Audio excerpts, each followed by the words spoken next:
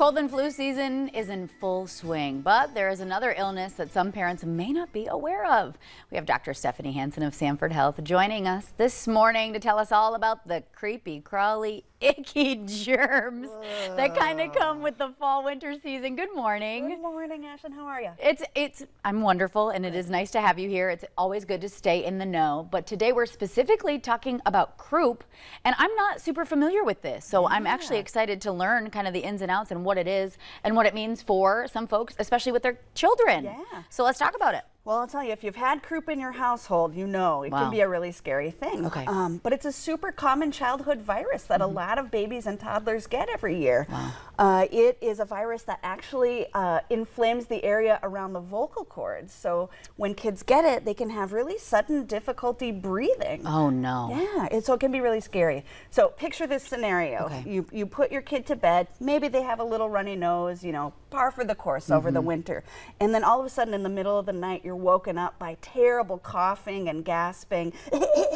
Oh, no. And it's so scary. Yeah. Yeah. Oh, gosh. Okay, yeah. I'm sure parents at home right now are, reliving trauma maybe if they've had to deal with that. Yeah. So when is it immediately time to go to an ER, to go to a clinic? What do we do when we realize that? There's a couple things you should do right away if you're suspicious your kid has croup.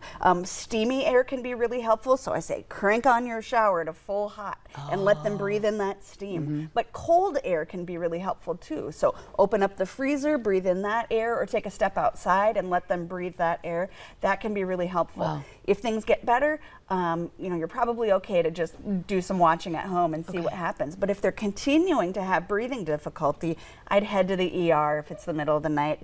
Many times those kids need steroids or breathing treatments to be able to help relax their airway. Yeah, what would be the immediate relief that providers may be able to offer? Yeah, so there's a certain type of nebulized medicine we can give that will help with that inflammation and help them breathe quickly again. And then the steroid medicine can help give them relief over the next few days. Okay, wow. Yeah. So would the symptoms come on that quickly? They really do. Oh my gosh. So I hear this story all the time. I put my kid to bed and they were fine. They woke up with this terrible barky cough. okay. So so you're thinking it's a cold, just like you described, like a typical runny nose kind of thing, and then you wake up and it's an emergency. Yeah. So what are we doing at home if they do seem to get better? If they do seem to get better, encourage fluids, ibuprofen if they're having any pain or discomfort. Yeah. Keep an eye on their breathing. If it seems like they're really struggling, you need to go in and be seen. How contagious is this? Like any other cold virus. Okay. Is it as bad in adults? No, actually, adults, when they get croup, it's kind of more like a laryngitis situation. So uncomfy, but not an emergency type of thing. Yeah. Little kids, because their airways are so much smaller, when they swell, they run into more issues. Well, and it's interesting too, even the cold air or freezing air. You might not think about that as some type of relief for a child, but wow, that's good to know. Yeah. Okay, so any other illnesses we should be mindful of right now while I've got you here? Oh, there's all kinds of stuff going around. Stomach bugs, strep throat, regular colds. There's some COVID around. You name it, it's out there. Wow. All right. So let's try to stay healthy, everybody.